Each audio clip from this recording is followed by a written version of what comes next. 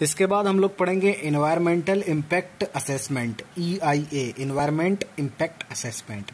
Environment impact assessment can be defined as the study to predict the impacts, direct or indirect, of a proposed or ongoing activity project.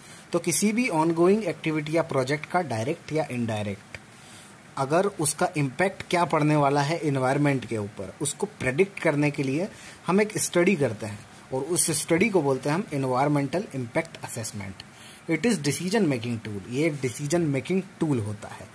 It compares various alternatives for a project and seeks to identify the one which represent the best combination of economic and environmental cost and benefits. तो ये क्या करता है कि हम कितने alternative तरीकों से इस प्रोजेक्ट को मतलब इन्वायरमेंटल में इकोनॉमिकली और इन्वायरमेंटल कॉस्ट के थ्रू दोनों तरीके से हम मतलब इसको पूरे प्रोजेक्ट को बेनिफिशियल बनाते हैं. तो इसके जितने भी अल्टरनेटिव्स होते हैं उन सारे अल्टरनेटिव्स को कंपेयर करता है और उसके बाद जो बेस्ट होता है उसको पिक करता है. तो ये एक तरीके से डिसीजन मेकिंग टूल हो जाता है.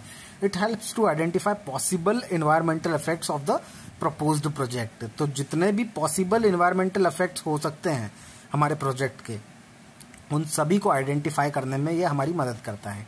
It also helps to suggest corrective measures. और अगर कुछ जो भी इन्वायरमेंटल इफेक्ट्स हो रहे हैं तो उनके लिए क्या करेक्टिव मेजर्स हमको लेने पड़ेंगे वो भी ये सजेस्ट करता है इन्वायरमेंटल इम्पैक्ट असेसमेंट. तो 8 स्टेप्स होते हैं इसके: screening, scoping, impact analysis, mitigation, reporting, review, decision making और पेस्ट मॉनिटरिंग. तो ये इसके 8 स्टेप्स हैं जो कि आपको याद होना चाहिए: screening, scoping, impact analysis, mitigation, reporting, review, decision making और उसका पोस्ट मॉनिटरिंग. उसके तो स्क्रीनिंग क्या होता है ये एक एक करके देख लेते हैं हम इनको. स्क्रीनिंग होता है this determines whether the project proposed requires an EIA and if it does then the level of assessment required. तो स्क्रीनिंग में सबसे पहली स्टेप होती है. इसमें हम लोग ये देखते हैं सबसे पहले तो कि क्या हमारे प्रोजेक्ट को जरूरत है इन्वायरमेंटल इम्पैक्ट असेसमेंट की. तो ये जरूरत देखी जाती है और उसके बाद किस लेवल का असेसमेंट की जरूरत है वो भी देखा जाता है. उसके बाद स्कोपिंग में हम लोग देखते हैं This stage identifies the key issues that should be investigated. इसमें हम लोग वो की इश्यूज को देखते हैं जिनको कि इन्वेस्टिगेट हमको करना है. This stage also defines the time limit of the study. और इसी स्टेज में स्कोपिंग स्टेज में हम लोग ये भी डिसाइड कर लेते हैं कि कितने टाइम तक हम ये इन्वायरमेंटल इम्पैक्ट असेसमेंट करेंगे. तो टाइम लिमिट जो है रहती है वो भी इसमें डिफाइन कर ली जाती है. उसके बाद इम्पैक्ट एनालिसिस किया जाता है. This stage identifies and predicts the likely environmental and social impact of the project proposed. तो जो भी हमारा प्रपोज्ड प्रोजेक्ट है उसका क्या असर पड़ेगा, सोशल इम्पैक्ट और इन्वायरमेंटल इम्पैक्ट, उसको आइडेंटिफाई किया जाता है और उसको प्रेडिक्ट किया जाता है. उसके बाद आती है हमारी नेक्स्ट स्टेज, वो होती है मिटिगेशन की stage. It recommends the action to reduce and avoid the potential adverse impact of developmental activity. तो मिटिगेशन में हम लोग क्या करते हैं, उस एक्शन को रिकमेंड किया जाता है इसमें. तो उस एक्शन को बताया जाता है कि हमको किस एक्शन को लेना चाहिए ताकि हम जो पोटेंशियल एडवर्स इम्पैक्ट आ रहा है एनवायरनमेंट पे और जो हमारी डेवलपमेंट एक्टिविटी से वो उसको हम रिड्यूस कर सकें उस इम्पैक्ट को. तो वो एक्शन मिटिगेशन स्टेज में लिया जाता है. उसके बाद आती है next stage, reporting. This stage represent the result of EIA in a form of a report to the decision making body. तो जो भी हमारी बॉडी डिसीजन मेकिंग बॉडी रहती है उसके लिए एक रिपोर्ट बनाई जाती है और जो भी रिजल्ट आया हुआ होता है हमारा इन्वायरमेंटल इम्पैक्ट असेसमेंट का, इस स्टेज में उस रिपोर्ट को पेश किया जाता है इनके सामने. और रिव्यू होता है. फिर नेक्स्ट स्टेज जो होती है वो हमारी होती है रिव्यू.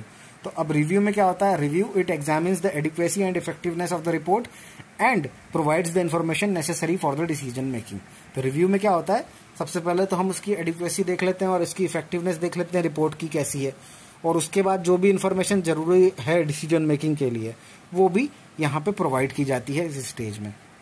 उसके बाद जो फाइनल स्टेज आती है वो होती है decision making. It decides whether the project is rejected, approved और नीड्स फॉर फर्दर चेंज. तो डिसीजन मेकिंग प्रोसेस में क्या होता है, इसके बाद जो प्रोसेस आती है डिसीजन मेकिंग प्रोसेस, उसमें it decides whether the project is rejected, मतलब अगर हमारा प्रोजेक्ट इसको रिजेक्ट करना है या अप्रूव करना है या फिर कुछ चेंज करना है तो वो इस स्टेज में किया जाता है। उसके बाद पोस्ट मॉनिटरिंग एक आखिरी प्रोसेस होती है, उसमें क्या होता है, this stage comes once the project is approved.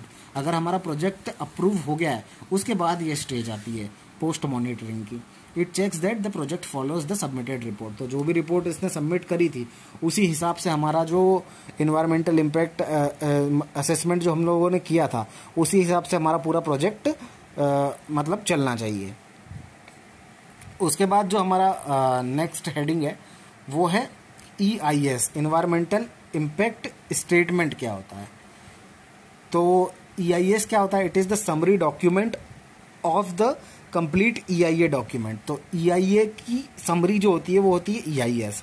तो EIA डॉक्यूमेंट की समरी को बोलेंगे हम इन्वायरमेंटल इम्पैक्ट स्टेटमेंट, समरी को बोलते हैं।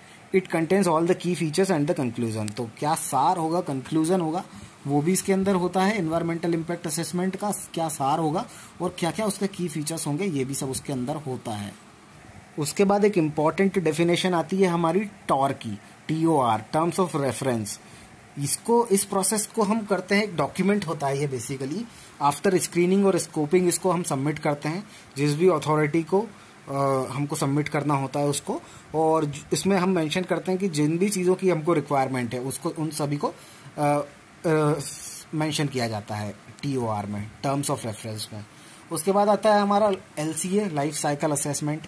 It is the methodology for assessing environmental impacts associated with all the stages of the life cycle of a commercial product, process और service. तो कोई भी हमारा कमर्शियल प्रोडक्ट्स है या फिर हमारी सर्विस है, उसकी जो जितनी भी लाइफ साइकिल है उसकी सारी स्टेज पे हम जो भी इन्वायरमेंटल इम्पैक्ट जो भी उससे जुड़े रहेंगे उसको, लाइफ साइकिल से रिलेटेड जो भी इन्वायरमेंटल इम्पैक्ट रहेंगे उस प्रोडक्ट और सर्विसेज के, उसको हम असेस करते हैं। तो उसको बोल देते हैं हम लाइफ साइकिल असेसमेंट, LCA भी बोलते हैं इसको। तो LCA studies the environmental impact through out the product life cycle. जब तक प्रोडक्ट की लाइफ साइकिल रहेगी तब तक LCA करते रहेंगे। The general category of environmental impact needing consideration include human health, ecological consequences and resource consumption.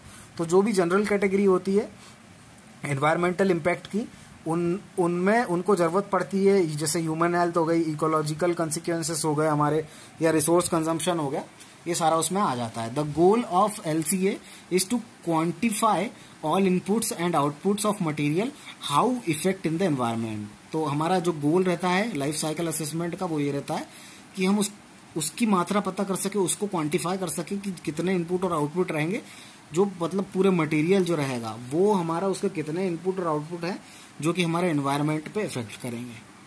उसके बाद जो हमारी LCI, एक इम्पॉर्टेंट डेफिनेशन है कि LCI क्या होती है। तो लाइफ साइकिल इन्वेंट्री एनालिसिस एक होता है।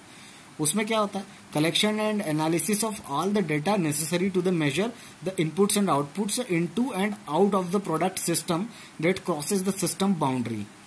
तो इसमें हम करते हैं, कलेक्शन करते हैं और एनालिसिस करते हैं उस डेटा का जो कि जरूरी है इनपुट और आउटपुट को मेजर करने के लिए, और प्रोडक्ट सिस्टम जो है हमारा उसके बाहर, उस जो अगर हमारा वो प्रोजेक्ट सिस्टम के बाहर अगर जा रहा है या हमारे प्रोजेक्ट सिस्टम के बाउंड्री जो है उसको क्रॉस कर रहा है, तो उन सारी चीज़ों को हम एनालाइज करते हैं और उसको जो भी डेटा नेसेसरी जरूरी रहता है उसको कलेक्ट कर लेते हैं। उसके बाद LCIA क्या होता है, तो लाइफ साइकिल इम्पैक्ट असेसमेंट होता है।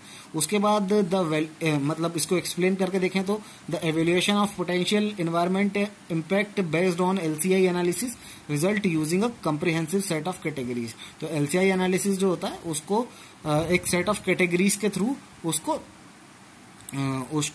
हम लोग सेट ऑफ कैटेगरीज के थ्रू उसको एनालाइज करते हैं, उसके जो भी रिजल्ट रहते हैं उनको।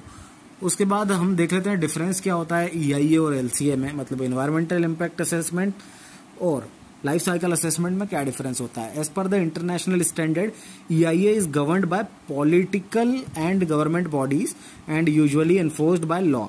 LCA is a detailed study but does not come under purview of law. तो आपको आई होप डिफरेंस समझ में आ गया होगा कि LCA जो रहता है उस पर कानून का ज़्यादा वो नहीं रहता है, दखल अंदाजी, पर EIA जो रहता है वो गवर्न्ड बाय लॉ होता है। 4 फेसेस होते हैं LCA के ISO 1440 के अकॉर्डिंग। और ये 4 फेसेस क्या होते हैं, ये आप एक इस चार्ट डायग्राम में देख सकते हैं। गोल और स्कोप होता है, डेफिनेशन डिफाइन किया जाता है जहाँ पे, फिर इन्वेंट्री एनालिसिस होता है, फिर इम्पैक्ट का असेसमेंट होता है, और अल्टीमेट मतलब निकलता है ये सब इंटरप्रिटेशन के थ्रू। तो ये जो 4 फेज होते हैं ये आप देख सकते हैं, और ये सारे रिवर्सिबल इरिवर्सिबल नहीं होते हैं, सारे रिवर्सिबल होते हैं। तो ये आप देख सकते हैं। ह्यूमन हेल्थ रिस्क असेसमेंट क्या होता है वो देख लेते हैं आप।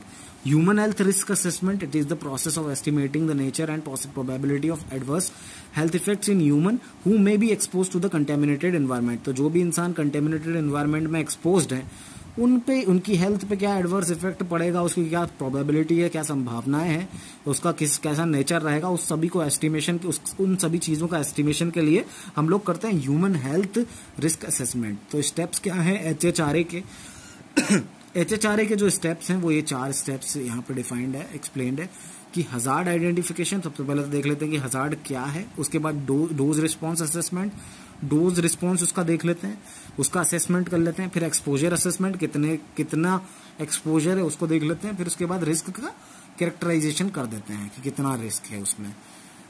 अब मास बैलेंस क्या होता है?